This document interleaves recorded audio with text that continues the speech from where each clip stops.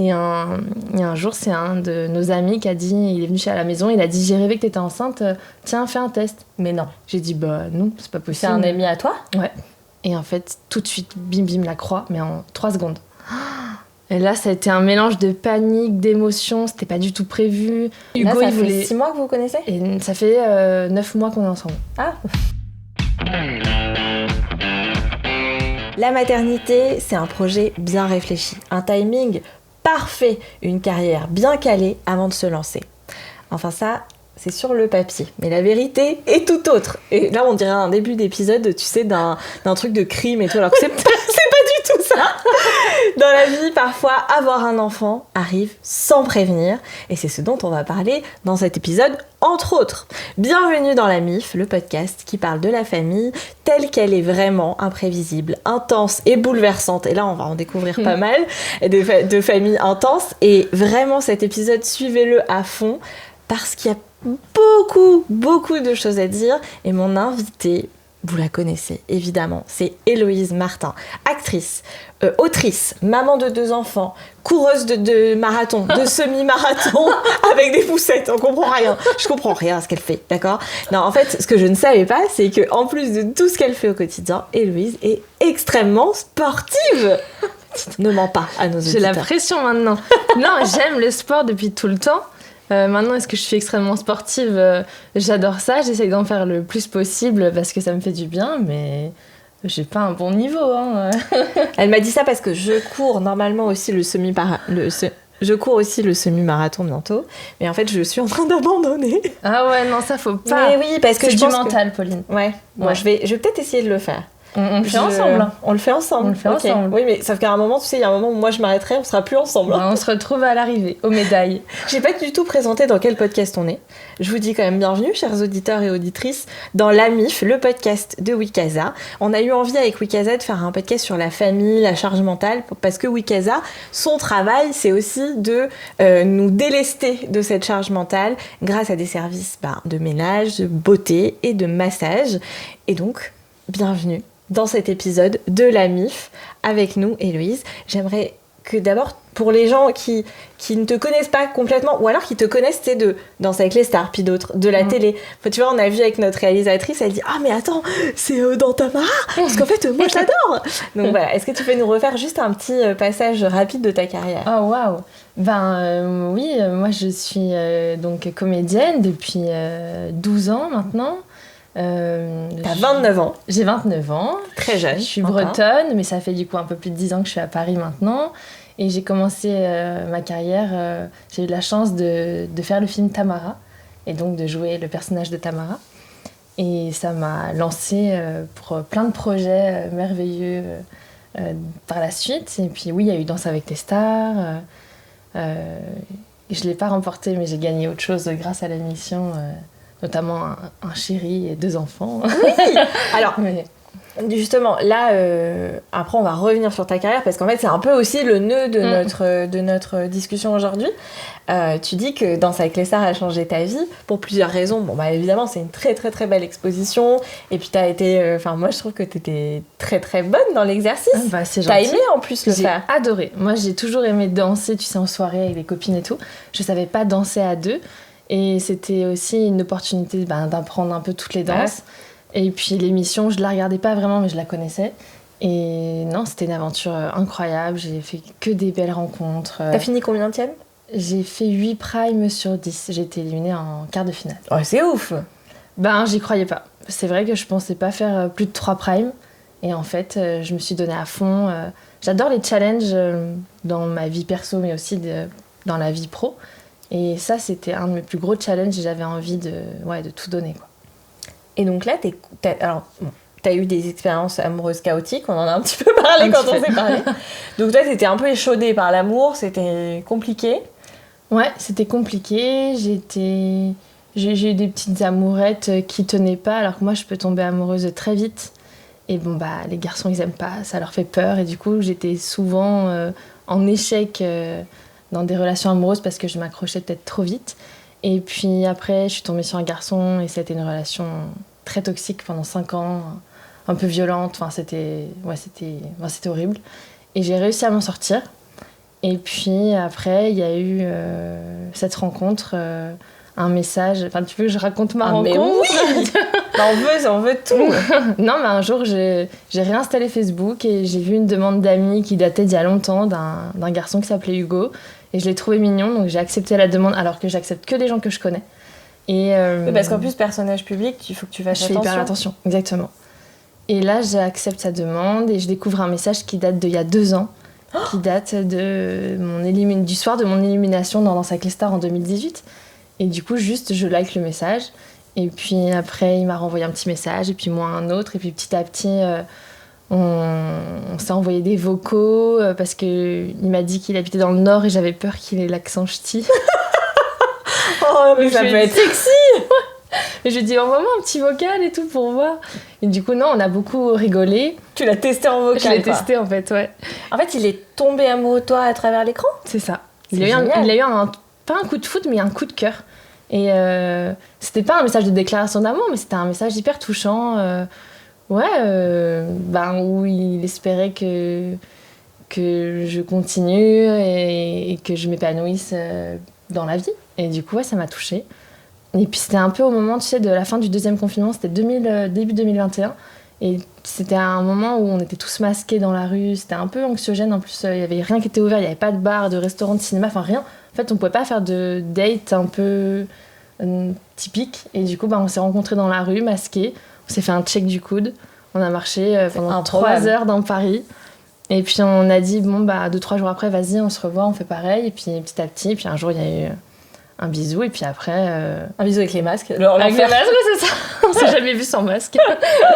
Non, et puis donc lui, il habitait à Lille, moi en région parisienne. On avait des vies totalement opposées, mais vraiment. Finalement, on avait plein de points communs, mais avec des vies complètement opposées. Parce que lui, il fait pas du tout... pas du tout. Il est pas dans le milieu du cinéma. Non, pas du tout. Il est dans l'immobilier. Enfin, vraiment rien à voir. Puis il a vécu toute sa vie dans le Nord, quoi. Et après, ça a été très vite parce que, tu vois, on s'est mis ensemble en février 2021. Il a emménagé en juillet 2021. Et vous étiez fous d'amour? Ouais, fous d'amour. Franchement, on rigolait comme jamais. C'était hyper romantique. En fait, il était limite plus à fond que moi. C'était la première fois que c'était rare, ouais, pour toi. C'était hyper rare pour moi. Limite, c'était moi qui freinais, qui était attends, c'est pas possible de dire je t'aime au bout de 2 semaines, d'avoir envie d'habiter ensemble au bout de 1 mois. Enfin, et en fait, c'était un peu une évidence et je me suis laissée porter par cet amour. Et puis, on s'est fait confiance. Et puis moi, j'ai de l'endométriose, je fais beaucoup de kystes ovariens. Et en été 2021, je me suis fait opérer. Et la chirurgienne gynécologue nous a bien reprévenu que moi, ce serait compliqué de tomber enceinte. Et donc, si un jour, il y avait un projet bébé dans les 2-3 années à venir, fallait arrêter un peu la contraception. Ce qu'on a fait. Et en fait, je suis tombée enceinte 1 mois plus tard. C'était pas prévu. Merci madame. C'est ça. Non, et en plus, je l'ai appris, j'étais enceinte de quasiment 2 mois. Parce que j'avais pas de symptômes d'une grossesse. Et un jour, c'est un de nos amis qui a dit, il est venu à la maison, il a dit, j'ai rêvé que t'étais enceinte, tiens, fais un test. Mais non. J'ai dit, non, c'est pas possible. C'est un ami à toi? Ouais. J'ai dit, non, c'est impossible. C'est incroyable. Et donc, je vais faire ce test à 19h. Normalement, on dit qu'il faut faire le test le matin pour être sûr et tout. Moi, il était 19h. Et en fait, tout de suite, bim, bim, la croix, mais en 3 secondes. Et oui, là, il n'y a pas trop de doute, généralement. Ah non. Et là, ça a été un mélange de panique, d'émotion. C'était pas du tout prévu. Hugo, ça fait 6 mois que vous vous connaissez? Et ça fait 9 mois qu'on est ensemble. Ah. Ouais. Le temps d'un bébé. Mais non, ça fait 9 mois qu'on est ensemble. Ça fait... Hugo veut pas du tout d'enfant avant ses 35 ans et on a 25 ans tous les deux. Et moi, j'en veux, mais c'est pas forcément prévu là, dans l'immédiat. Et après, en même temps, je vois ça comme un peu un cadeau de la vie. Je me dis, mais si ça se trouve, c'est ma seule chance d'avoir un jour un enfant. Et on réfléchit franchement 24 heures. Et puis je trouve très vite un rendez-vous avec mon gynéco, on fait l'écho. Et puis d'un coup, tout prend sens. Et puis c'est réel. Et puis moi, direct, je me projette. Je me dis, ça y est, c'est une fille. Je rêve de l'appeler Rose. Enfin voilà, et après, tout s'enchaîne. Et après... Vous avez des discussions tous les deux donc, à ce sujet-là? Ouais, on a des discussions. Au début, vraiment, il y a un peu le côté surprise, choc. Et en même temps, c'est avec beaucoup d'amour et beaucoup de on le prend comme un cadeau. Et puis après, quand ça se concrétise et qu'on peut plus reculer, quand on a passé en gros les 3 mois de grossesse, du début de grossesse, il a un mini doute. Et il me dit, je sais pas si je suis prêt finalement. Et là, moi, je suis en mode, mais non, c'est trop tard, tu peux pas me dire ça. Je dois vous avouer un truc.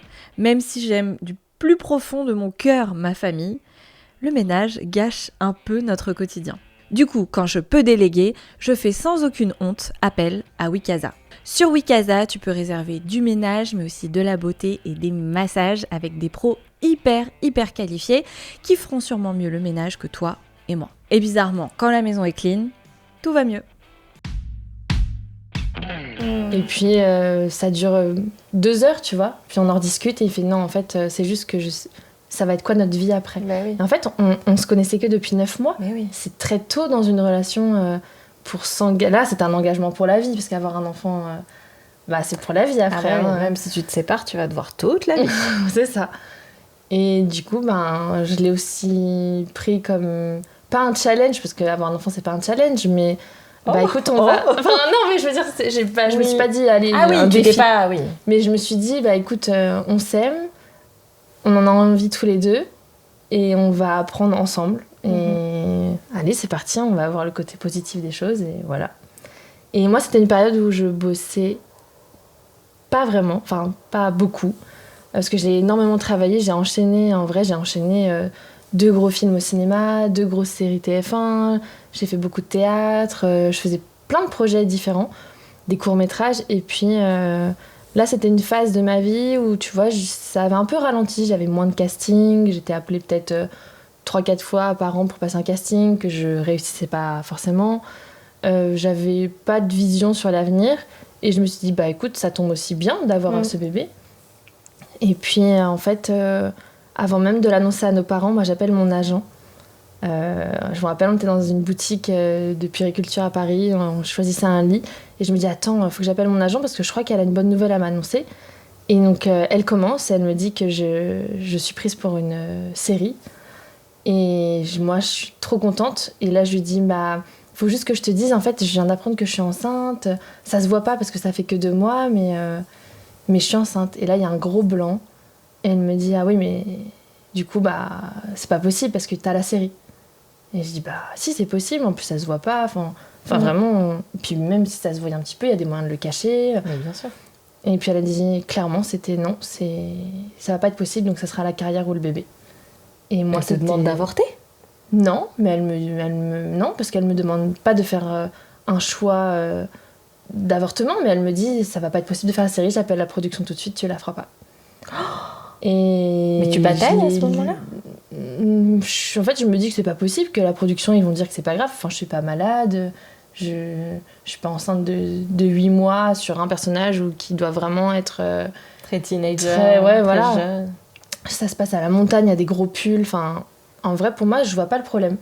Et puis je me dis, non, c'est pas possible de virer quelqu'un pour un bébé, c'est pas légal, enfin ça existe pas, c'est pas vrai. Et en fait, non, j'ai très vite un rendez-vous avec elle, et j'apprends du coup déjà que je vais pas faire la série.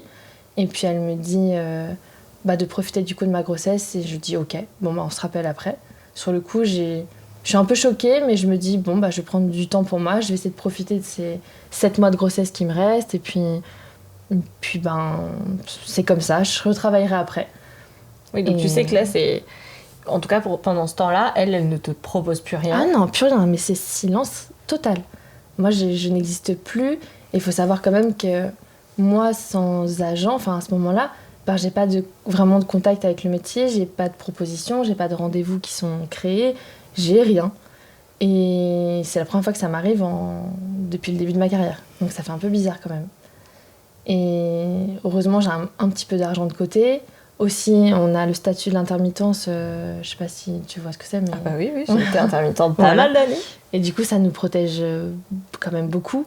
Donc je me dis, au pire, j'ai 1 an après pour retrouver du travail, et puis ça va aller. J'essaie vraiment d'être positive et de me dire, c'est pas grave, c'est juste une petite barrière à franchir, et puis après, ça ira mieux.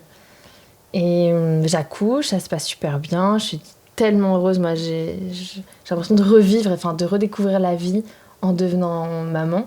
C'est merveilleux. Et je profite encore les 3 premiers mois de la fin de mon congé maternité. Et c'est vrai que quand j'essaie de rejoindre par téléphone mon agent par mail, j'ai jamais eu de réponse. Elle te répond plus ? Elle me répond plus. Et un jour, elle m'appelle. Et elle me dit, mais t'as pas compris, Héloïse, je veux plus m'occuper de toi. Et d'ailleurs, ça tombe bien que tu m'appelles parce que je vais te retirer du site ce soir. Et moi, là, je tombe des nues. En vrai, je suis en plein de postpartum. J'ai pas fait de dépression postpartum, hein, mais j'ai pris 30 kilos avec ma grossesse. J'ai quand même un manque de confiance en moi. Je me trouve pas très jolie. Je suis fatiguée parce que j'allaite ma fille. J'ai pas de boulot. La vie sociale, au début, elle est hyper coupée parce que je suis à la maison avec mon bébé et c'est tout. J'appelle mes copines et tout, mais ça s'arrêtait là. Et j'espérais, moi, après ces 3 mois de congé maternité, peut-être au moins reprendre le travail, réenclencher tout ça. Et là, franchement, je tombe de très haut.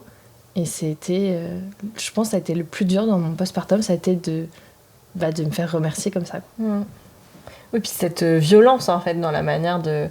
Comme si t'avais fait quelque chose de grave en faisant un enfant ou quelque chose de mauvais. Ouais. Exactement ça. Et ça te fait douter de tes choix ou pas du tout ?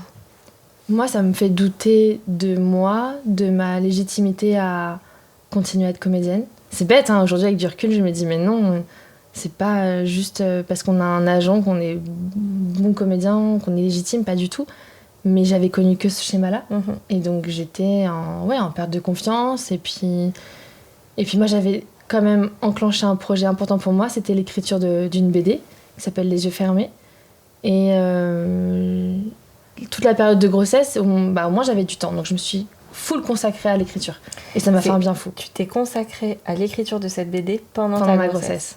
C'était intense quand même, non ? C'était intense. Ce serait bien pour les auditeurs qui ne connaissent pas du tout le sujet de cette BD que tu nous expliques ce sur quoi tu as écrit. Bien sûr. Pour faire vite, moi quand j'étais enfant, j'ai été agressée sexuellement par un oncle. Et du coup, j'ai eu la force à 11 ans de dénoncer ce que je vivais à ma famille. Et puis, mon oncle, il a avoué. Puis, on est plusieurs victimes dans la famille. Puis, il y a eu un procès. Il a été reconnu coupable et nous victimes. Et derrière, je pensais à l'issue de ce procès que moi, ça y est, on allait être sauvés et protégés de cet agresseur. Et en fait, pas du tout. Il n'a pas fait de prison. On a eu 3 000 € de dédommagement. Et puis, il est resté dans le cercle familial très proche. Et lui, il a été protégé. Et moi, j'ai dû me taire. À partir de ce moment-là, c'était vraiment... écoute, t'as eu ton procès, t'as été reconnue victime, t'as eu ce que tu voulais. Maintenant, on passe à autre chose. Et moi, du coup, j'ai eu ce schéma-là de reconstruction. J'ai dû essayer de me reconstruire avec cette idée-là. Ok, on n'en parlerait plus. Mais moi, ça ne me convenait pas. Moi, j'avais besoin d'en parler. Puis surtout, pour moi, c'était pas tabou. Donc, j'en parlais à mes amis, j'en parlais au lycée, au collège. Ah, t'en as toujours parlé ? J'en ai toujours parlé, moi. Mais même quand j'étais agressée, à partir de mes 9 ans, j'en parlais à mes copines. C'était... T'avais compris que c'était... J'ai compris que c'était interdit. J'avais compris aussi que ça me faisait du mal et que c'était un cauchemar. Et j'arrivais pas à en parler à des adultes au début, mais j'en parlais avec mes copines, ouais. Ouais, on n'imagine pas, mais les enfants, ils parlent de plein de choses et sans tabou. Et malheureusement, en fait, c'est les adultes qui, derrière, bloquent la parole. Et du coup... Ta famille proche t'a demandé de passer à autre chose. Ouais, les grands-parents, et qu'ils soient réacceptés. C'est ça. Pas tes parents. Non. Mes parents le voient plus, et mon frère et ma soeur le voient plus, mais toutes les autres personnes continuent de voir cet homme-là, qui a refait des enfants avec ma tante, qui... Ouais, non, c'est horrible. C'est un cauchemar. Et moi, justement, je me suis sentie, en vrai, très seule, et j'avais l'impression d'être un cas isolé. Je parlais de la France, hein, mais j'avais l'impression que j'étais la seule à vivre ces agressions. Bien sûr. Et je me rendais pas compte qu'il y avait 160 000 enfants chaque année qui étaient victimes d'agressions sexuelles. En fait, les chiffres, ils sont monstrueux. Ça, je l'ai appris grâce à la BD, grâce à ce processus aussi d'écriture. Et moi, il y a eu un petit déclic aussi. C'est mon premier rendez-vous avec la sage-femme. Elle m'a posé plein de questions sur ma vie, mes ressentis, ma grossesse, etc. Et d'un coup, elle m'a posé la question, est-ce que vous avez déjà été victime d'agressions sexuelles dans l'enfance ? Et moi, j'ai dit, non. Sa question sortait tellement de nulle part, j'ai dit non. Et après, il y a eu un petit blanc, j'ai fait Enfin oui, mais c'était il y a longtemps, je vois pas pourquoi... Enfin, qu'est-ce que cette question vient faire là dans ce rendez-vous ? Et en fait, elle m'a aussi expliqué que quand on devient parent, maman ou papa, quand on a été enfant victime, il y a des traumas qui peuvent ressurgir, ça peut chambouler aussi la parentalité, la maternité. Et du coup, il fallait en parler. Et du coup, moi, ça tombait bien aussi, ce rendez-vous-là, parce que j'étais vraiment en pleine écriture de cette BD. Et donc, dans la BD, qui s'appelle Les yeux fermés, je raconte vraiment le moment où j'ai pris la décision de m'éloigner de ma famille, de quitter ma famille, pour me protéger moi, pour me reconstruire, et puis pour sortir de ce cercle de violence, de non-dit, d'omerta. Voilà. Et parce que c'est une famille qui est violente ? Non, pas du tout.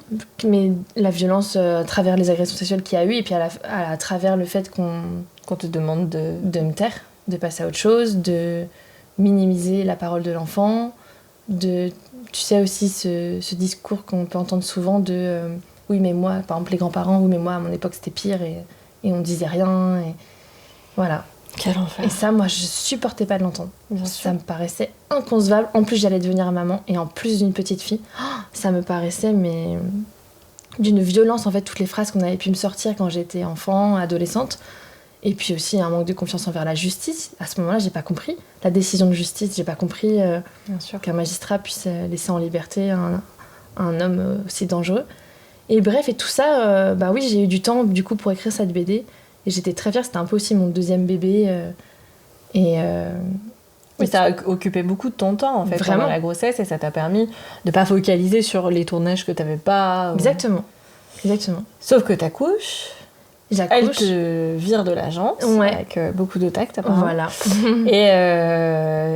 Et là, t'as un peu une sorte de traversée du désert au niveau du boulot. Complètement. Parce que tu n'habites même plus à Paris, vous êtes partie à la campagne. Moi, j'ai fait un move toute seule où j'ai acheté une maison en 2019 à la campagne, pas très loin de Paris, mais au vert vraiment pour retrouver le calme, la nature, des grands espaces. J'avais envie de vivre dans une très grande maison avec un grand jardin, la forêt. Et puis j'ai eu un coup de cœur pour cette maison et puis ça tombe un moment de ma vie où je gagnais ma vie donc j'ai vite saisi l'occasion de me protéger et financièrement aussi d'acheter cette maison. Et puis Hugo du coup m'a rejoint, il a emménagé chez moi, du coup c'est chez nous maintenant. et puis voilà, puis après il y a eu ce bébé qui est arrivé très vite et c'était super.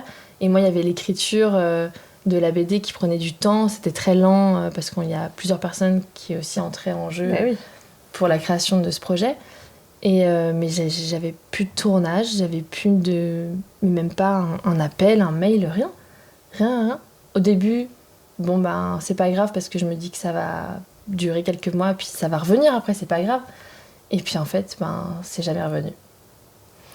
Mais ce qui est revenu, c'est un bébé. C'est ça. C'est que du coup, c'est jamais revenu. Mais très vite, je savais que je voulais au moins 2 enfants. Et j'ai dit, écoute, on a encore du temps libre, de toute façon, moi, je travaille pas. Je rêverais vraiment d'avoir un deuxième bébé qui soit rapproché, qui grandisse ensemble. Et puis, mon conjoint était pas méga chaud parce qu'en vrai, c'est quand même fatigant d'avoir un bébé. Notre fille, elle faisait pas ses nuits. Donc, en fait, on se levait toutes les nuits, au moins une fois chacun. Et il se dit mais comment on va faire s'il y en a 2 comme ça, ça va exploser en fait notre couple, c'est pas possible. Parce que ça jouait un peu sur votre couple En fait on a, comme je te disais, on a appris à devenir parents en même temps qu'on apprenait à vivre en couple, tout s'est mélangé, tout a été très vite. Et très vite il a fallu aussi poser des bases solides et d'avoir des discussions très sérieuses pour donner une chance à notre couple, tu vois, qui fonctionne. Le baby clash, c'est pas un mythe. Non, ce n'est pas du tout un mythe. Mais vraiment.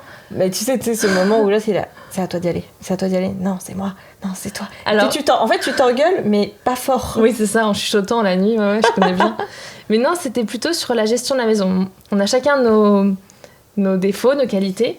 Moi, je suis bordélique, et c'est vrai que je peux pas le cacher. Et lui, il est très maniaque. Je te dis, il y a des moments où on est vraiment à l'opposé. Et du coup, il a fallu faire chacun des concessions. Moi, j'adore cuisiner. Je peux passer 1 heure, 2 heures à cuisiner. Lui, il pourrait manger des pâtes nature, c'est pas grave. En fait, on a chacun des trucs qui nous convenaient pas. Il a fallu réajuster. Du coup, c'était très simple. Moi, je gère tous les repas du matin au soir. Et lui gère tout le ménage. tous les jours. Trop bien. Voilà. Honnêtement, t'es forte. T'es gagnante de ouf. Moi, je trouve que c'est mais quand même adore. plus simple. Il adore passer l'aspirateur, il adore faire le ménage, il est hyper efficace. Ce qu'il fait en 20 minutes, je le ferai en 1 heure. Et inversement pour la cuisine.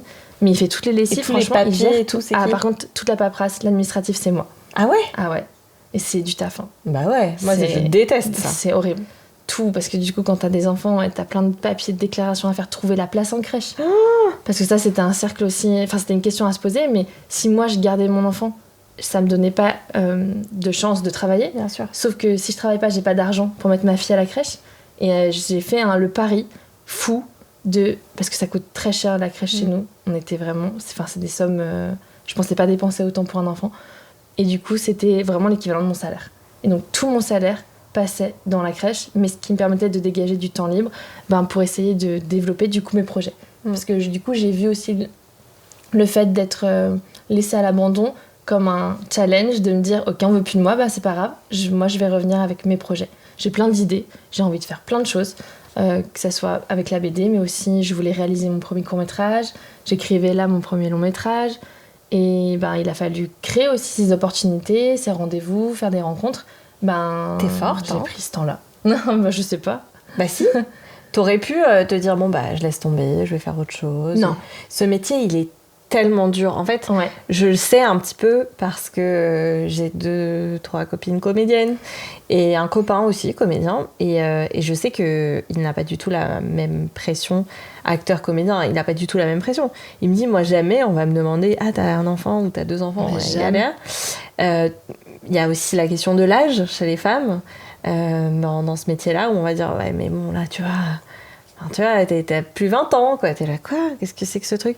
Et j'ai une très bonne amie à moi, Laetitia Verken, peut-être tu vois qui c'est. Non. Et elle me dit, heureusement, on a Virginie Efira, qui a commencé sa carrière à 40 ans, Exactement. je crois. Hein. Enfin, commencé, elle a eu des films avant, mais je veux dire, vraiment, elle a explosé à cet âge-là et elle a donné un peu un nouveau souffle. Exactement. Mais alors, moi, vraiment, j'étais peut-être trop méchante avec moi, mais donc déjà, j'avais 26 ans. C'est tellement jeune. 30 kilos. Je me trouvais grosse, moche. J'étais souvent cataloguée en plus pour les rôles un peu de grosse. Des fois, je voyais quand on m'envoyait sur un casting, j'étais en mode mais je me sens pas vraiment comme ça. Et du coup, je dis mais pourquoi moi j'ai pas le droit de passer des castings juste pour une fille normale, un autre rôle? Pourquoi toujours préciser on recherche une fille très ronde, grosse, obèse, et on m'appelait. Et du coup, j'étais vraiment dans c'était ce thème-là. Et du coup, avec le manque de confiance en moi, j'ai pas déprimé, mais j'ai pas lâché l'affaire non plus. Et ça a été un challenge de me dire ok, mais je vais pas lâcher, parce que ce métier, en vrai, c'est toute ma vie, parce que c'est mon rêve depuis que je suis enfant, parce que je connaissais personne dans le milieu, parce que je suis venue à Paris toute seule, parce que j'ai tout donné pour pouvoir réussir, j'ai fait des études, et puis c'était inenvisageable d'arrêter ma carrière juste parce que je devenais maman. Et puis comme tu dis, t'as raison, on demanderait jamais, on n'imposerait jamais ça à un homme. Un homme qui va devenir papa, c'est pas grave. Puis tant mieux. D'ailleurs, bravo, il gère une carrière et puis en plus c'est papa. Et puis, nous, jamais, on peut nous culpabiliser de trop travailler, on peut nous culpabiliser de ne plus travailler. Et il y a un entre-deux qui est hyper déprimant, je trouve. Tu trouves que ce milieu-là, du cinéma, du théâtre, il a évolué par rapport à la question de la maternité et tout? Par rapport à tous les problèmes toutes les problématiques. Je vais te dire, je trouve qu'il a évolué parce que quand en 2017, j'arrive avec le scénario qui est ma BD et qu'on me dit mais on va jamais faire un film sur l'inceste, c'est déprimant, personne n'ira voir ce cinéma, ça n'intéresse personne. Et en plus, limite, c'est un peu un sujet trop niche. Genre, personne n'est au courant, personne n'en parle. Du coup, j'étais en mode, ils ont raison, le cinéma, ça va être autre chose, et puis tant pis. Et puis moi, enfant victime, j'ai manqué, en fait. Ça me manquait de voir un projet exister, surtout que, je l'ai pas dit, mais moi, c'est la fiction qui m'a aidée à parler. Moi, c'est la série New York Unité Spéciale qui m'a fait prendre conscience de ce que je vivais et qui m'a aidée le soir même à dire à ma maman, en fait, maman, à l'heure du coucher, en fait, je suis en train de... mon oncle, il me fait ça. Et donc... Attends, c'est la série New York. C'est la série New York Unité Spéciale avec le toutou. Exactement. Qui t'a révélé que c'était une agression et que c'était pénalement C'était mon répréhensible. histoire dans l'épisode, c'était mon histoire. Et du coup, c'est pour ça aussi ça me tenait à cœur de faire un projet audiovisuel, parce que si moi, à l'époque, une série comme ça a pu m'aider, me sauver, clairement, ben si moi, à mon tour, aujourd'hui, je peux proposer un court-métrage, un long-métrage, une bande dessinée, n'importe quel support qui peut aider juste ne serait-ce qu'une petite fille, un petit garçon qui est victime et qui pense être tout seul et qui a besoin d'un déclic, ben moi, ça sera ma très, très grosse victoire. Et donc quand, en 2017, on me refuse ce scénario, il y a plusieurs boîtes de production qui me disent clairement on ne veut pas de ce genre d'histoire. Là, aujourd'hui, on est en 2026 et ça fait plus d'1 an que je développe avec une très belle boîte de production le long-métrage qu'on va tourner, on va le faire. Ça y est, c'est sûr. Et donc ça, c'est une victoire immense. Et donc oui, ben, en 10 ans, je pense que le milieu, il a évolué. La libération de la parole, on en a évidemment parlé. Il y a de plus en plus de documentaires, de médias qui laissent la parole à des témoignages ultra importants. Donc oui, moi, je suis pas inquiète sur l'avenir. Oui, ça va aller de mieux en mieux. Ouais, exactement. Il faut pas que ça régresse. Non. Et puis toi, t'enchaînes, hein. Parce que toi, t'es là, tu me dis, bon, bah, finalement, parce que t'es hyper courageuse, tu te laisses pas abattre, certes, ça fait mal, certes, c'est dur, mais t'avances, tu lances ce que t'es en train de nous annoncer là, donc c'est génial, bravo. Et puis, on enchaîne sur un deuxième enfant, finalement, y a pas de souci. C'est ça. Bah, je t'ai dit, moi, j'ai vraiment eu un coup de cœur pour la maternité, dans le sens où de m'occuper d'un petit bébé, de les premiers sourires, l'allaitement. T'es jamais saoulée? J'ai l'impression que t'es jamais. Ah si, je suis saoulée des fois, là, ça y est, ils sont entre guillemets plus grands, parce que du coup, notre aînée, ma fille, elle a 3 ans et demi, et notre petit garçon, il a 19 mois. Et franchement, le matin, c'est nickel, mais alors le soir, le tunnel du soir, les repas, elles restent pas 1 minute à table. Il n'y a pas la moitié d'une assiette qui verse dans l'assiette, ça me rassure par terre. Ça. Et puis, non mais c'est vrai, le bain, il n'y a pas une fois où ça se passe pas dans les pleurs parce qu'il y a une goutte d'eau qui a coulé sur le front. Qu'est-ce qu'ils ont avec l'eau dans les yeux pas. Alors que quand on va à la piscine, bah, la tête sous l'eau, nickel. Et des fois ça me rend dingue, hein. Non, je suis...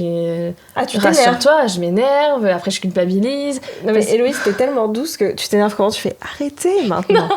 Stop. Non, j'ai une partie démon. Ah ouais. Non, en fait... je suis au début ça va être dans la douceur, vraiment. Oui. Je suis pas maman Montessori, hein, parce que j'ai pas la patience, mais au début ça va être s'il te plaît arrête, regarde maman elle t'explique pourquoi, machin, 1 fois, 2 fois, et au bout de la 3e je peux faire un petit point sur la table et dire maintenant je suis pas crédible. Mais si, je te jure, c'est vrai. Je peux. Ah non. Ah non. Je peux devenir un démon. Ah ouais, vraiment. Et ils ont peur?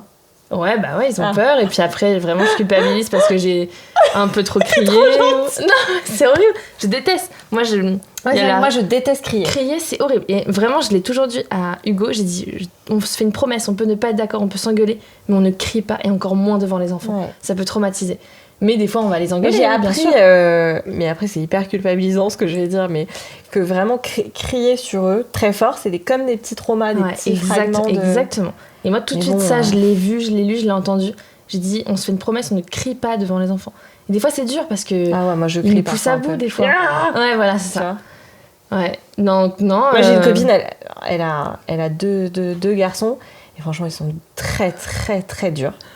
Mais depuis bébé, on sait. Elle a vu, elle a compris. Et elle, ce qu'elle a, c'est un dressing pour aller crier. Ah, ok. Il est hyper bien sonorisé. Ok. Mais parce que justement, elle a voulu faire un peu maman Montessori au départ. Et elle leur dit jamais non. Impossible. Donc elle a créé des petits monstres. Ah bah ouais. Moi, ça, c'est impossible. Pour le coup, moi, il y a des règles. Je peux être bordélique. J'ai l'impression que c'est carré quand même, l'histoire. Ouais, c'est hyper organisé. C'est ok, par exemple, moi, je suis bordélique, donc ça me dérange pas du tout que la maison ressemble à un centre aéré. Genre, il y a le coup en peinture, Lego, pâte à modeler, il y a tout. Enfin, il y a 40 000 jeux, ils en ont beaucoup trop, et ça me dérange pas. Comme tous les enfants, je crois, dans les pays... Alors que le papa, ils sortent les Legos, s'ils ont arrêté de jouer, dans la seconde, c'est rangé. Et je suis là, non, moi, c'est pas... Tu vois, on est un peu opposés là-dessus. Par contre, c'est vrai qu'il y a une organisation. Je déteste être en retard. Donc, le matin, c'est timé. Ah bah ça, on a vu, on avait rendez-vous, on avait mesuré, mais elle a un quart d'heure d'avance. Incroyable. Non, mais ouais, c'est... Pour moi, l'organisation... C'est une manière aussi de me déstresser et de démarrer ma journée confortablement. Moi, quand mon réveil sonne, À la seconde, je suis assise et j'ai cliqué C'est sur vrai le bouton, ça y est, arrêtez. Oui, donc en fait, il y a une dualité entre ta douceur et ta rigidité quand même. C'est vrai, t'as raison. Mm. Et du coup, ouais, je déteste être en retard, ça peut me rendre... Je peux pleurer si je suis en retard. Vraiment, si vraiment... Enfin, louper un train, c'est hors de question, tu vois. Ça me mettrait dans une angoisse folle. Déposer ma fille le matin à l'école, si on dépasse 8h25, alors que je sais que ça ferme à 8h30, ben je peux être... je peux vraiment... Mais ça vient de ton éducation ? Non, de moi. De toi toute seule ? Ouais. Toute de moi, quand j'étais petite le matin, je partais à pied à l'école parce que je supportais pas d'attendre qu'on me dépose en voiture parce que je savais qu'on allait arriver tout juste. Donc je préférais c'est un vrai truc que t'as en toi. Ouais. L'heure, le timing, ouais. Pourquoi par respect pour les autres, tu vois ça ouais, comme ça ? pour en fait parce que Et ça tu me détesteras. Je suis tout le temps en retard. T'es tout le temps en retard. Tout le temps. Tout le temps. C'est une vie de retard. Hein. Bah mon En mec, fait, moi, il est comme ça. Mais moi, en plus, Mais on s'engueule à cause de je ça. me déteste d'être comme ça. Et je me déteste même toute seule moi-même pour les autres, mais aussi pour moi-même. Je passe mon temps à m'excuser. Pardon. Ah ouais, et en plus, ouais. je suis dans une course, tu vois. Ok. Et mais je n'y arrive pas. C'est comme si, en fait, je vois l'horloge et j'ai rendez-vous, je sais pas, à 30, il est 25, c'est à l'autre bout de Paris, je suis là, large. Ah ouais, d'accord, je vois. Mon cerveau ne calcule pas que non, il faut 1 heure pour aller à ce rendez-vous. Je vois. Ben mon mec, il est comme ça. Et c'est source... Ça, tu vois, c'est toutes ces Oui, oppositions Bah, mon mec, ça qui rend fou. sont Il comprend pas. Il est comme toi. conflictuelles. Il dit c'est du respect pour les autres. Ouais. Moi, ça me stresse. Et du coup, ben, il a fallu ajuster, tu vois, tous ces petits trucs de chacun pour essayer de trouver une entente, pour pas crier, pour... voilà. Mais non, je te rassure, t'inquiète pas, je sais m'énerver quand il faut. Et en vrai, il y a eu un remède, j'ai eu un déclic. Parce que oui, je fais du sport depuis que je suis toute petite, dans le sens où j'ai appris à skier depuis que j'ai 3 ans. J'ai fait 10 ans de basket, j'ai fait de la danse, j'ai fait plein de trucs, de l'escalade et tout. Mais la course à pied, j'avais jamais vraiment fait. En tout cas, j'avais fait quand j'ai commencé à prendre beaucoup de poids adolescente. Et du coup, c'était en mode cours pour faire un régime. Donc c'était un peu courir pas sous la contrainte, pas pour les bonnes raisons. Et là, j'ai des amis qui courent, je voyais des vidéos sur Insta, je voyais qu'il y avait plein de gens qui commençaient à faire des semi-marathons, des marathons. Et je me suis dit, mais attends, moi j'habite à la campagne, j'ai évidemment pas de salle de sport à côté de chez moi, mais au pire j'achète une bonne paire de chaussures de course à pied. Et puis j'ai du temps, parce que du coup, il y a des moments où je travaille pas du tout. Et donc j'ai commencé à courir. Au début, je courais 2 km. En plus, t'es à la campagne, donc c'est très agréable. C'est hyper agréable. C'est vallonné, j'ai plein de parcours différents. Et tu vois, au début, je me suis dit, je vais courir 2 km. Et j'étais au bout de ma vie, j'étais essoufflée, rouge tomate et tout. Puis en fait, j'ai évolué, j'ai progressé. Et maintenant, c'est devenu ma bulle de décompression. Tu vas courir tous les jours ? Non, pas tous les jours, 3 fois par semaine. Mais par contre, c'est devenu mon moyen à moi de... Tu vois, tu disais que tu avais une amie qui avait son dressing pour crier. Moi, c'est mon moment où je peux crier, tu vois. Ouais. Des fois, je crie. Hein. Tu cries ? Ah, mais des fois, je je t'imagine. Au milieu des vaches. les enfants. Je vais courir. Et les jours dans la montagne. Vraiment. C'est génial. Vraiment. Mais ça me fait un bien fou. Tu je me vide la tête. Quand je suis énervée, je vais courir plus vite. Et je sais que mon cœur, il accélère. Et je suis en mode, c'est mon cœur qui m'applaudit. Qui me dit, vas-y. Mais vraiment, c'est mon truc à moi. C'est devenu mon truc à moi, mon moment à moi. Et des fois, on s'engueule à la maison. Des fois, ça va pas. Des fois, il y a eu le week-end. Ouais, des fois, je monte, je dis rien. Je vais mettre ma tenue de sport. Je descends. Et il y a Hugo qui dit, les enfants, maman part courir. C'est le moment de se remettre en question. Et du coup, je pars courir et quand je reviens, je les aime d'amour et tout va mieux. Mais bien sûr, t'as l'endorphine qui est arrivée. Elle est vraiment sympa, celle-là. Par rapport à ce que tu as subi enfant, est-ce que du coup, ça se répercute quand même un peu sur les enfants ? Est-ce que t'as peur ? Comment tu gères ça en fait ? Déjà, est-ce que tu vois quelqu'un peut-être qui t'aide aussi à gérer ça ? Non, moi j'ai vu pendant une dizaine d'années plusieurs psys différents qui m'ont énormément aidée. Le fait d'écrire, ça a été une thérapie énorme pour moi. Le fait d'en parler en fait très librement et vraiment sans gêne, sans tabou. Ici, des copains, des copines, ma maman, mon papa, mon conjoint. Enfin, il y a zéro tabou. Du coup, c'est aussi une forme de... Je sais pas si on peut dire thérapie, mais en tout cas, je parle. Donc, j'évacue et voilà. Et par contre, c'est vrai que je suis peut-être dans l'ultra-vigilance avec mes enfants. j'ai pas envie... Mes beaux-parents, par exemple, sont totalement au courant de ce que j'ai vécu. Ils savent que c'est un sujet pour moi très important, très sensible. Ma famille, mes parents aussi. Je leur fais confiance, ils peuvent garder, tu vois, quelques jours ou une nuit, les enfants, il n'y a pas de souci. Parce que vraiment, je vais en parler beaucoup. Mais par contre, à la crèche, je me suis assurée qu'il n'y avait pas d'hommes. À l'école de ma fille, je me suis assurée qu'il n'y avait pas d'hommes non plus. Et c'est pas que j'ai une haine envers les hommes ou un manque de confiance, c'est que je sais qu'aujourd'hui, c'est avéré, les pédocriminels travaillent au contact des enfants. Parce que oui, ça arrive majoritairement les cas d'abus dans la famille, mais aussi ça arrive malheureusement dans le cadre périscolaire, ça peut arriver n'importe où, mais souvent les pédocriminels, ils sont attirés par les enfants, ils travaillent au contact des enfants. Ça peut être des coachs sportifs, ça peut être... Et du coup, moi, ça m'a vraiment freinée. Et je suis c'est intéressant que tu dises ça et que tu dises pas pédophile, on me l'a appris. Parce que phile, ça veut dire aimer. Alors que pédocriminel, c'est aussi agir et c'est aussi commettre des crimes, exactement. Et c'est vrai que du coup, ma propre famille m'a dit mais t'es trop extrême, je suis pas d'accord avec toi. Ça veut dire que tu mets aussi tous les hommes dans la même case. J'ai dit pas du tout. J'adore les hommes. Mais c'est vraiment, là, c'est en mode prévention. Je préfère limiter. Ouais.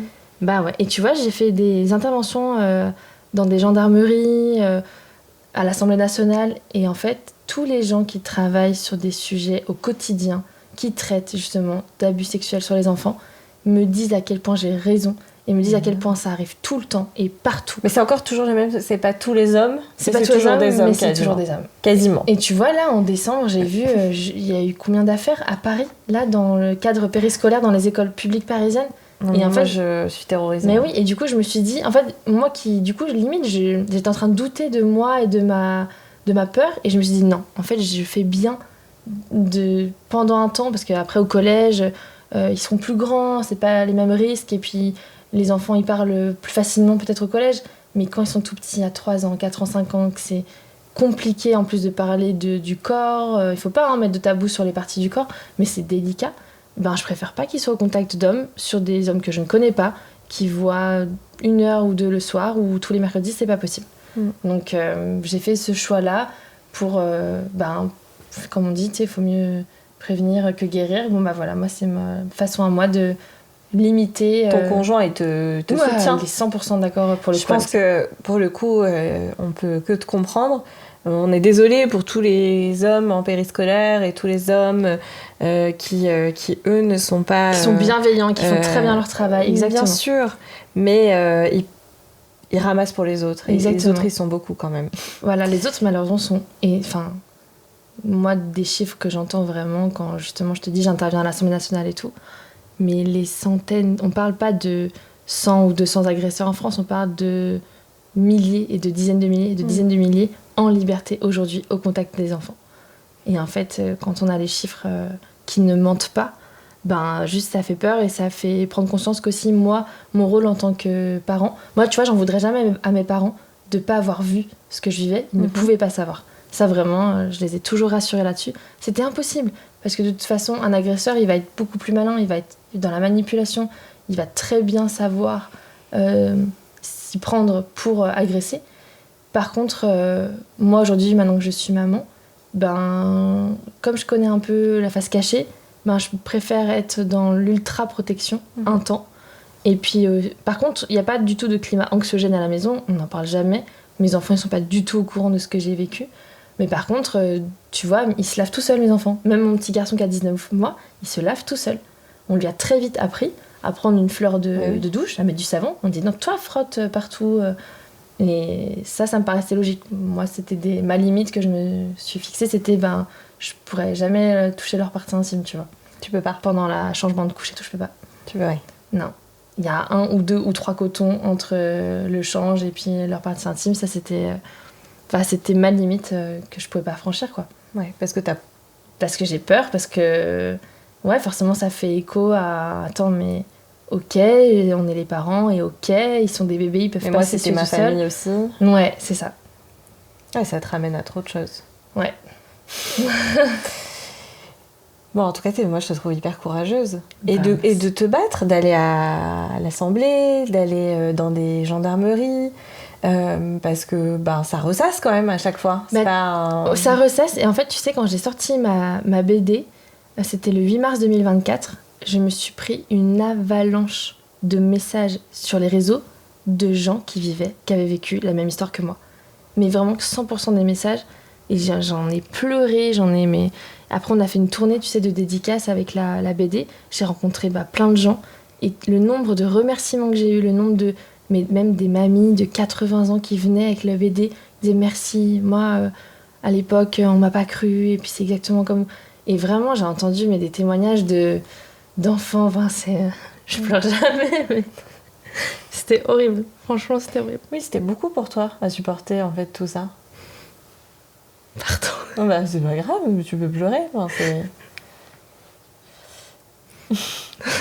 Parce que c'était beaucoup de gens qui venaient en plus parce que te livrer leur histoire. Ouais. Toi, tu te dis, c'est beau et c'est intense parce que toi, tu te dis, j'ai pas fait cette BD pour non, pas du tout.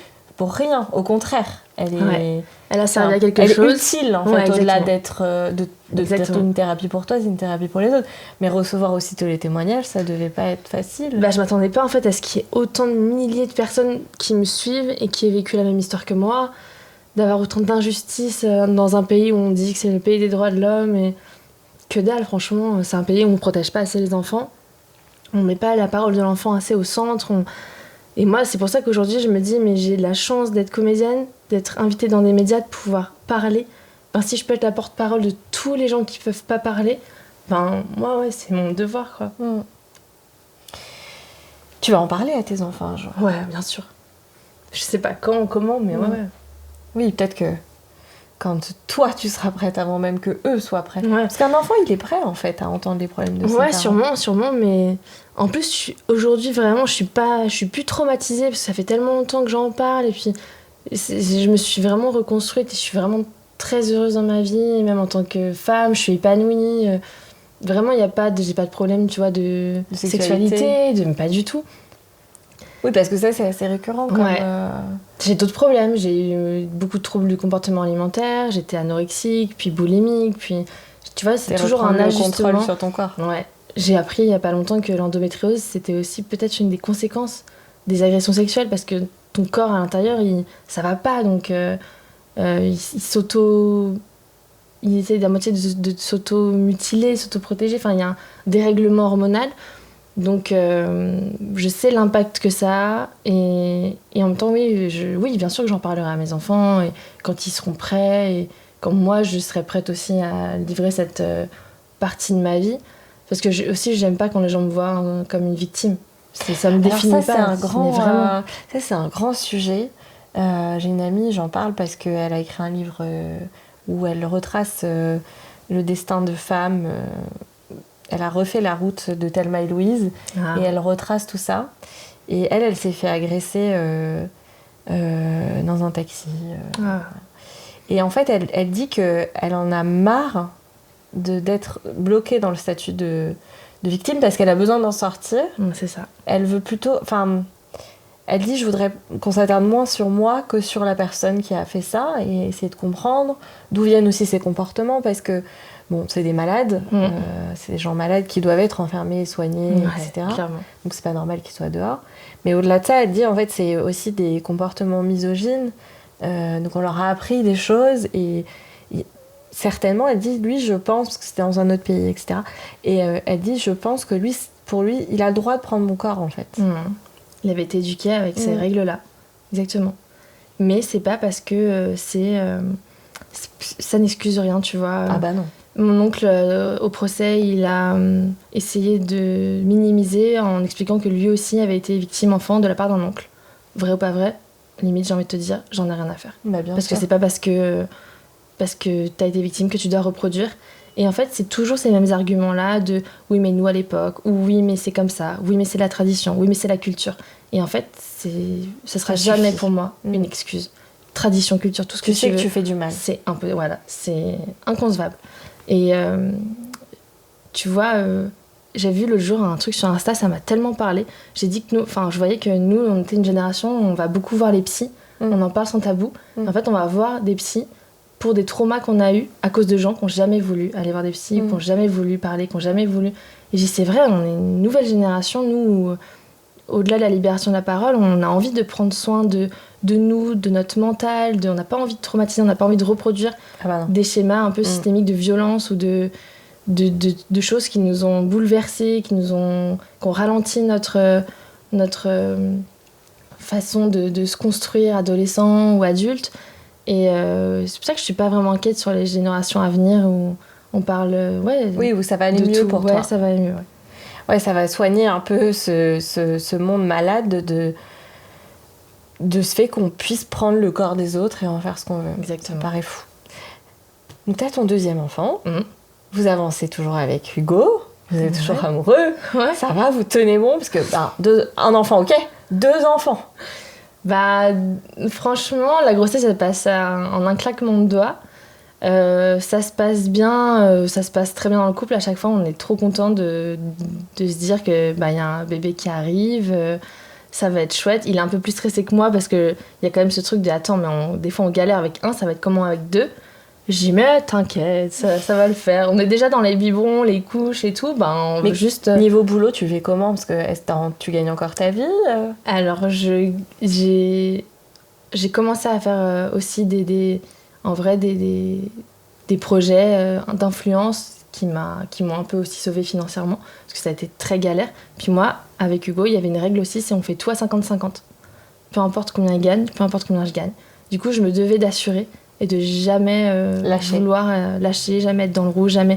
Donc toujours j'ai maintenu, j'ai lancé des projets, j'ai écrit un court-métrage et j'étais enceinte de Charlie, j'étais enceinte de 4 mois et je me suis dit ça se voit pas encore, on le tourne dans 1 mois.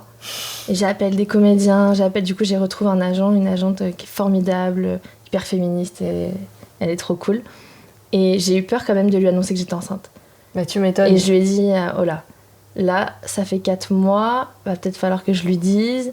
Et du coup j'ai tourné le court-métrage et une fois qu'il était tourné, je lui ai dit. Et elle m'a dit c'est une bonne nouvelle, c'est trop bien. Et j'étais là, c'est tout? Et elle m'a dit je suis pas virée. Ouais, c'est ça. Elle m'a dit non mais c'est super, de toute façon t'as ton court-métrage. C'est la réaction normale, et puis en fait. elle m'a mis sur des castings, j'étais enceinte de 9 mois.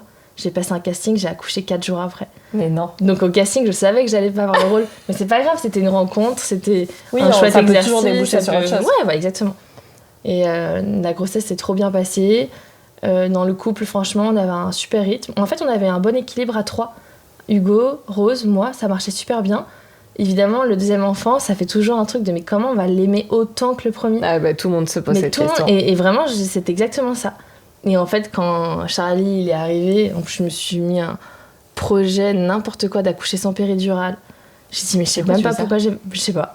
J'ai écouté des podcasts, j'ai des témoignages, ça avait l'air ok intense, mais ça avait l'air incroyable. Et toi, c'était comment alors? C'était intense et horrible et douloureux. Ouais.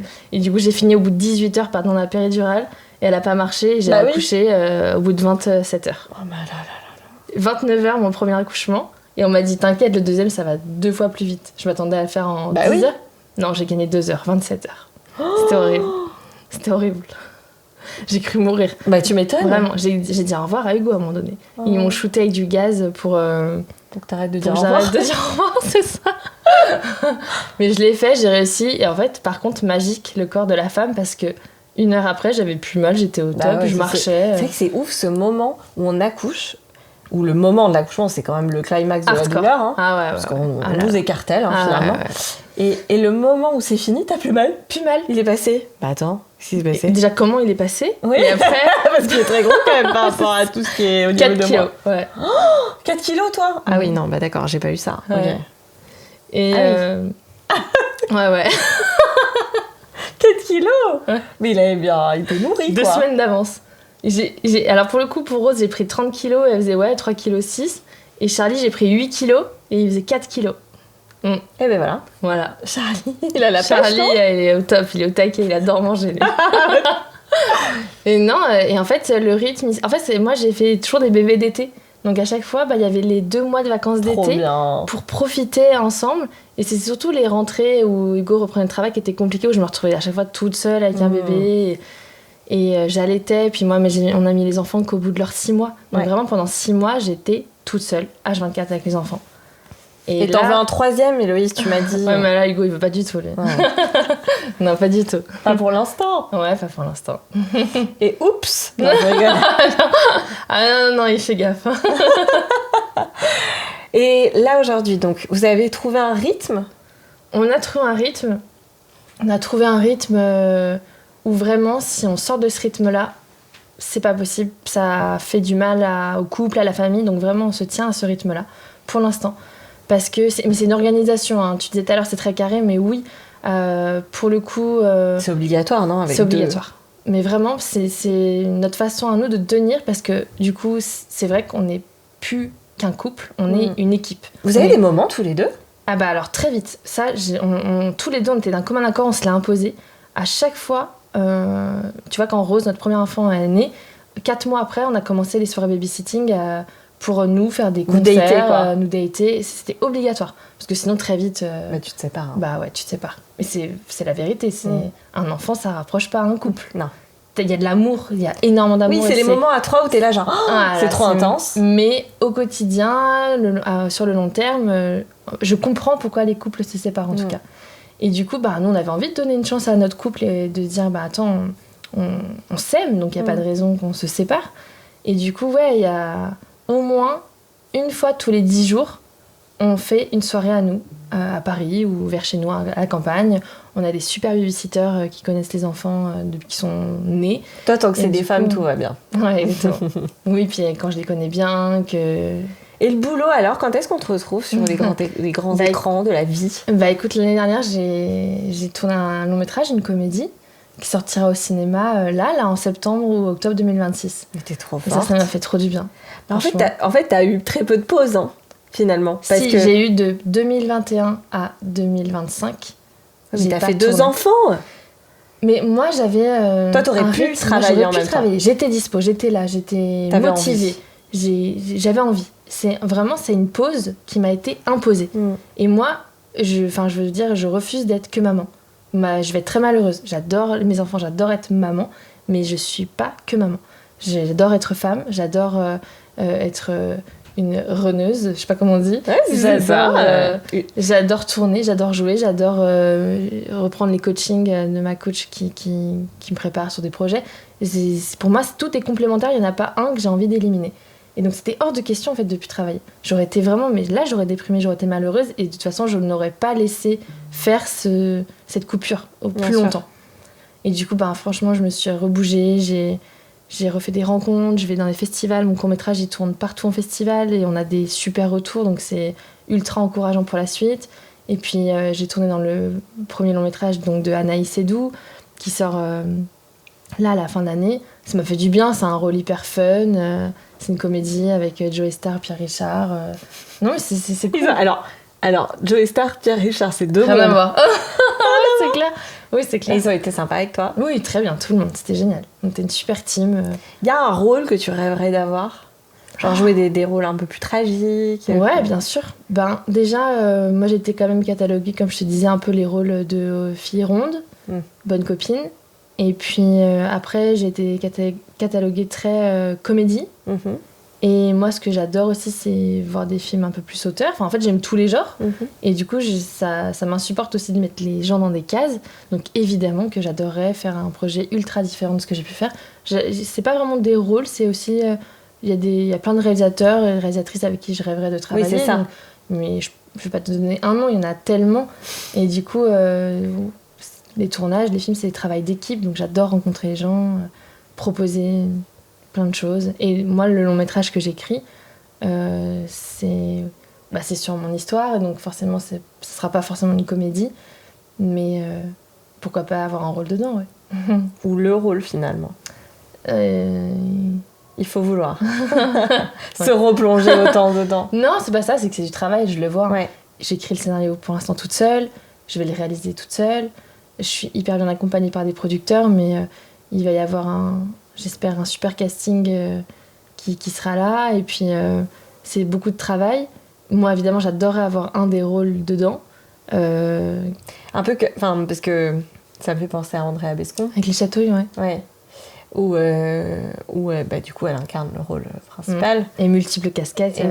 Et pour le coup, je crois qu'elle le dit que c'était quand même assez intense. C'est intense, ouais. Mais il n'y a pas vraiment un rôle principal, à part les parents, comme on suit plein de périodes de la vie.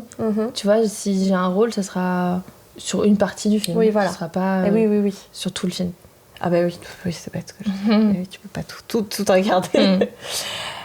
Écoute, je crois qu'on arrive un peu à la fin de cet épisode. Bah oui, il fait nuit, il fait nuit, du soleil. On a deux questions signatures dans la MIF. Déjà, merci pour tout ce que tu nous dis, que tu nous confies à moi et aux auditeurs. Avec plaisir. Première question, un tips anti-charge mentale que tu as trouvé en tant que meuf hyper organisée. Oui, c'est ça. T'en as un ? T'en as même 10 ? Bah, en vrai, l'organisation. Mais l'organisation, pas au jour le jour. L'organisation, moi, si tu regardes mon agenda dans mon téléphone, tu sais, sur mon agenda connecté, j'ai toujours un visu de au moins une semaine d'avance sur quelle va être la semaine. Les courses, c'est fini la vie où tu fais les courses au jour le jour. Ah bon ? En fait, pour moi, oui, pour mon type charge mentale, c'est vraiment truc de... C'est horrible, je suis d'accord. Au moins sur 4 jours, je sais ce que je vais faire à manger sur les soirées. Et tu fais du batch cooking ? Je fais du batch cooking. Mais bien sûr, t'es tu vois, là, je suis partie 2 jours pour être à Paris, et puis j'avais plein de rendez-vous à Paris. Et je leur ai fait à manger pour qu'ils soient sûrs de manger un truc sain et bon. Qu'ils galèrent pas trop en gardant 2 enfants le soir, sur le tunnel du soir et tout. Donc non, l'organisation, mais vraiment l'organisation de... on va se lever à quelle heure, qu'est-ce qu'on va manger au moins, aller sur les 2-3 jours qui arrivent. Et puis du sport. Moi, c'est la course à pied, ça m'a sauvée de cette tension que j'avais en moi, de justement toute la charge mentale qui est quand même plus féminin que masculin. C'est vrai, c'est pas un secret que de dire ça, mais moi j'ai l'impression d'en avoir 4 fois plus que mon conjoint. Moi déjà, je vais avoir plus, par exemple, de réflexion. Là, par exemple, on part au Brésil. Dans 2 jours. C'est toi qui organise les vacances ? Pas du tout. Pas tant. Non, lui, il est très, très organisé. Il est incroyable sur ça. Non, mais tous les gens me demandent à moi, ça va pas être trop dur de laisser ton fils 10 jours ? Personne ne lui demande à lui. Ah non, non. Voilà. Tout le monde se dit, mais attends, mais YOLO, mais t'as trop raison, mec. Donc, c'est exactement ça. Et non, moi, ce qui m'a vraiment, c'est pas un secret, prendre soin de moi dans le sens, prendre du temps pour moi. Mais du temps que à moi. Pas du temps pour moi... je vais faire un petit truc. Non, c'est avoir une vraie séance de 1 ou 2 heures de sport que à moi, sans voir les enfants, la famille, tout ça. Quand je prends un bain à la maison, c'est pas un bain où toc toc maman, toc toc, non. C'est je m'enferme ma clé et c'est que à moi et personne ne... Mais même pas vous m'appelez, même pas un SMS. Est-ce qu'on est pas d'accord que les toilettes c'est quand même la pièce secrète pour couper ? J'ai jamais été aux toilettes seule. Je suis toujours... Si c'est pas mes enfants, c'est mon chien ou mon chat. Mais non. Donc, mais le harcèlement. Harcèlement, c'est un enfer. C'est timé. C'est genre, c'est pas possible quoi. Donc prendre du temps pour soi. Mais moi je suis partie en thalasso, j'ai fait des trucs que pour moi. Trop bien. Et en fait c'est du temps où peut-être que le papa il va plus gérer. Mais c'est bénéfique parce que je vais rentrer, je vais être ressourcée. Mais lui aussi, il fait du sport. Quand il fait ses séances de sport, je pense que ce serait aussi sa réponse de quel est son tips charge mentale. C'est de prendre soin de soi. Parce que si on est fatigué, si on se sent pas bien, forcément qu'il va y avoir des tensions tout le temps. On va pas être bien, on va être irritable. Et donc, prendre soin de soi, même si c'est sans enfant, même si on culpabilise d'avoir un petit moment à soi, en fait, ça va être bénéfique derrière pour la semaine qu'on va devoir passer à ce quotidien de parents avec des jeunes enfants. Voilà. Et la dernière question. Qu'est-ce que c'est pour toi une famille heureuse ? Waouh. Vaste question. Une famille heureuse. Déjà, avant toute chose, j'ai envie de te dire une famille qui est respectueuse. Une famille où la communication, elle est au centre. Mais vraiment. Tu peux parler avec ton conjoint, avec ta conjointe, avec tes enfants. De la parole de l'enfant, ce que je te disais tout à l'heure, mais moi, il n'y a pas de mes enfants me parlent et je fais attends, non. Ok, tu veux me dire un truc ? Juste le caillou, il est beau ? Ok. Mais peut-être que c'était tellement important que mes enfants me le disent, je leur montre pas que je suis saoulée ou qu'ils peuvent pas tout me dire. Donc c'est génial. La communication, des fois ça me saoule de savoir que le caillou il est beau, mais non, mais peut-être que la fois d'après ce sera une info peut-être plus importante. Et peut-être que le caillou de la fois d'après c'est un truc de mais ouf. ce sera un diamant, tu vois. Je te serais passé à côté. Donc ouais, la communication, et puis après, là j'ai raconté des trucs qui étaient, un peu tristes et un peu difficiles, mais moi il y a énormément d'humour dans ma vie, mais je rigole tous les jours, et de joie. Mais vraiment, moi je suis en fou rire, il n'y a pas une journée où je suis pas en fou rire. Ah bah je sais, t'es arrivée ici, on a fait on a rigolé. Non mais c'est vrai, donc ouais, l'humour à fond, l'amour. Oui, avec Hugo, évidemment. vous rigolez beaucoup. Ouais, avec ton mec. Ouais, on se tape des barres. Vous êtes mariés ? Non. T'as envie ? Non, je crois pas. Le message est passé, Hugo. Si, non, mais il le sait. Je sais qu'il voulait me faire sa demande il y a longtemps. Merde. Et en fait, lui, il adore New York, et on est parti à New York, et je l'ai senti, j'ai fait, oh là, tu me demandes pas en mariage là-bas, hein. J'ai pas trop envie, là. Bon, je sais pas, on est bien comme on est, on a 2 enfants. Peut-être un jour, là, ça fait que 5 ans qu'on est ensemble, on a déjà 2 enfants, mais peut-être si on... En fait, je sais pas. Je sais même pas si ça m'apporterait quelque chose. Si, faire la fête avec mes proches, avoir une belle robe. Ouais, c'est vrai. Voilà. Mais ça, vous le faites déjà. Peut-être un jour, mais on le fait déjà, ouais. Merci Héloïse, merci pour ce bel épisode que tu m'as offert. Moi, ça faisait longtemps que je voulais te rencontrer. Les auditeurs ne le savent pas, mais nous avons des amis communs, et dont une, Manon, qu'on embrasse fort. Et on devait déjà se voir, comme quoi les choses se font quand elles doivent se faire. Merci d'être venue, merci pour tes combats, merci pour ta sincérité, merci d'être une super actrice. Ah bah merci. Parce qu'on va te voir là de plus en plus, je pense, parce que ça y est. Mais oui, moi j'en suis sûre. C'est juste que t'es tombée sur la mauvaise agence. Et là, t'as la bonne agence, donc ça va le faire. La bonne agence, elle est... Mais c'est pas que l'agent qui fait tout. J'ai compris qu'en fait, il fallait pas attendre ça. C'est... De manière générale, dans la vie, faut pas attendre que les choses arrivent. Ah non. Faut aussi savoir déclencher un peu... sa chance. Ouais, sa chance. Et du coup, ça y est, j'ai compris que j'allais plus attendre, que j'allais faire mes projets. Voilà. T'as bien raison. C'est une bonne fin et c'est une bonne leçon. Merci aussi à vous d'avoir suivi cet épisode. Merci de suivre la MIF, le podcast de Wikaza. Wikaza, c'est la plateforme qui vous aide à être un peu plus heureux au quotidien grâce à du ménage, des massages, de la beauté à domicile. N'hésitez pas à télécharger l'application et à écouter tous nos autres épisodes qui sont sur toutes les plateformes d'écoute, YouTube et toutes les plateformes d'écoute, Spotify, Apple Podcasts. Je ne sais pas ce que vous utilisez comme téléphone ou comme ordinateur, mais en tout cas, vous pouvez nous retrouver partout. Nous noter, mettre 5 étoiles sous le podcast parce que nous, ça nous aide beaucoup pour booster les écoutes, le partager à vos amis. Voilà, je vous embrasse, je vous remercie, à très bientôt. Salut Héloïse. Salut.